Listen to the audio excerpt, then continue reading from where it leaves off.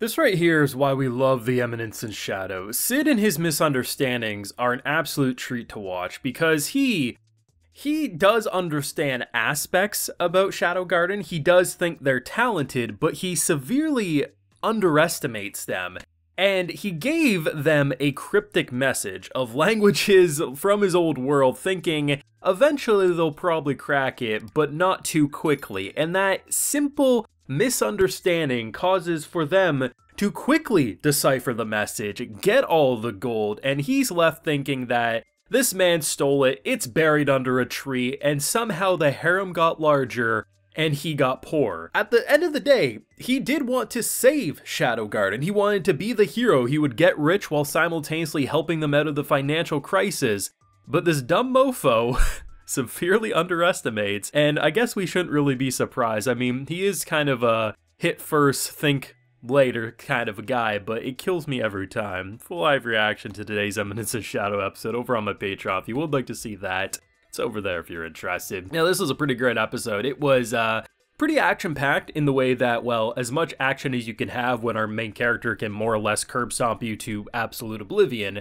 But it was very fun seeing how ultimately we knew we would get to something like this, right? There's no way that Shadow Garden would be screwed shit out of luck and it'd be game over for them. Somehow it would all come to a conclusion that this was all according to plan. They worship the ground he walks on, and somehow he would misunderstand the situation. The idea of what they ended up going with is pretty great, because I think my favorite misunderstanding out of the entire episode is pretty much right at the end of the episode. So he pretty much one-shots this man. At first, when he started powering up and then the Fox Lady was getting slashed on her back just like in the past, I was like, oh shit, okay, this might actually be an interesting fight. And no, he just starts pummeling and pummeling and pummeling, giving this man PTSD of young Sid, who he has no idea is actually one and the same. And the idea of pointing, saying like, you know, where is it? Because they're talking about the thing that's most precious, right? What is the thing that is most precious to them? Sid, it's that shiny, shiny gold. For this man, it's, well, love of your life over there. And the idea of pointing to her, but he thinks it's pointing towards a tree, so therefore the gold is buried.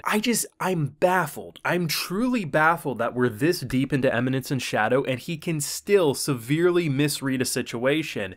Not only that, like, I thought he was gonna keep walking past her. No, he even hugs her, heels up her back. And then he brings Best Girl over to dig for who knows how long. And the fact that there was legitimately something buried there, but he was long gone to realize, I honestly can't tell if he's simultaneously the luckiest and unluckiest person alive, because on one hand, his misunderstandings uncover a cult. Basically, everyone worships the ground he walks on, but from his point of view, he has nothing to show for it. He could legitimately just look at this company, this chain department stores across the world, have as much money as he wants for his chuny nonsense, and instead, he forces himself down these paths, and I'm baffled. I really hope that whichever way this story eventually ends in the light novel, and if we're lucky enough we get to see in the anime, I truly hope we get like a time skip. Like, I don't know, let's just say like he's 30 or 40 by the time the show's all said and done, right? I need a time skip of him like 80 on his deathbed,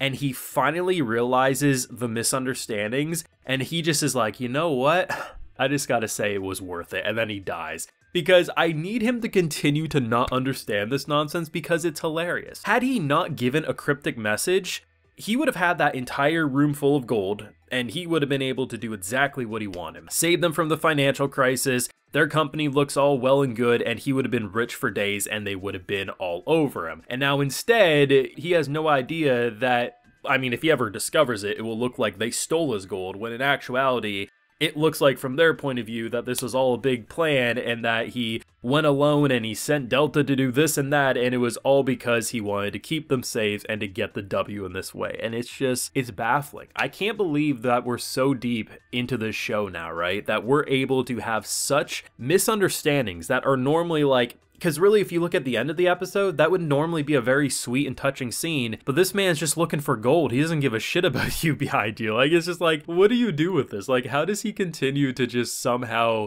be worse and better all at the same time? But I think that's really what clicked with most of us at the beginning of Eminence and Shadow, is how these misunderstandings just break isekai tropes and cliches into such an entertaining mess of a show. Like, honestly, I don't even know where you go after this. Like, we know he ultimately took a walk in the snow. He's like, listen, they're probably real peeved off. Like a baby, they'll eventually forgive. We just gotta give them space. So he's gonna come back probably after the winter. And honestly, I don't know how he'll react to a lot of things. But all we know is that somehow Shadow Garden will get locked into deeper and deeper conspiracy theories. Mundane Man, John Smith, it doesn't matter which of his 7 identities he ends up using. It will all progress to crazier and crazier things. And I love what they're able to do because it's just like the simple moments when you think of things. He has like shadow abilities that like he could probably dig that snow up rather quickly. Like he could just attack the snow, but he digs with a shovel, right? The fact that there's just so many ways to make his life easier, but he doesn't do it, and just he's lost in his own little world where everyone interprets his actions completely different than he does. And honestly, it's kind of nice having a character that somehow just walks his way to a W on one hand, but an L on the other. And depending on which character you're asking, they're gonna give you a different opinion on if it is a victory or a loss. And just, I love this episode. Like, we got some nice, quick little action. We got some fun comedy. We got to see our boy absolutely freak out. But at the end of the day, the one who kind of drives the actual story aspect of this show forward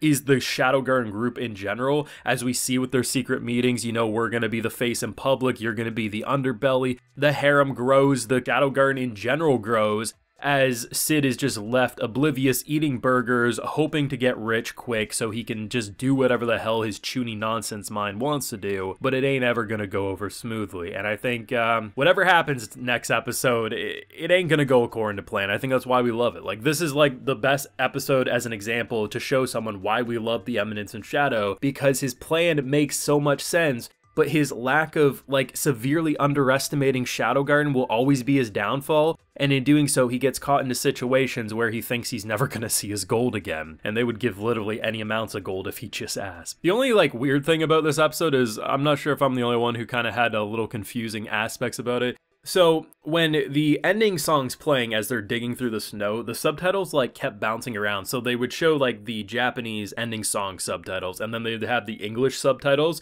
But like sometimes the English would be on top and then they just flip it. So I'd be reading, I'm like, why the hell am I reading Japanese now? It's one of those things that I wish, you know, when it comes to subtitling anime, there'd be a little more consistency. Like if you're gonna subtitle both what the characters are saying, but also have like a Japanese, or even if you're subtitling the ending song, just keep it in the same location because it can get a little distracting. It's a minor nitpick, but it's something that did catch my eye. But let me know what you thought of this week's Eminence and Shadow episode. Definitely one of my favorites of this season so far, but let me know how you're feeling down below. Leave a like if you enjoyed, subscribe if you're new around here. Of course, ring that bell so you can get notified when I upload more videos to the channel. Like I mentioned, we have a full live reaction over on my Patreon if you're interested. And hey, while you're there, you also get a video shout out. So today we have Bennett Riser, Refact972, Michael Latham, Sleeping Knight, Galleon, and Yuzik. So I appreciate the support, everyone. Please take care and have a good one.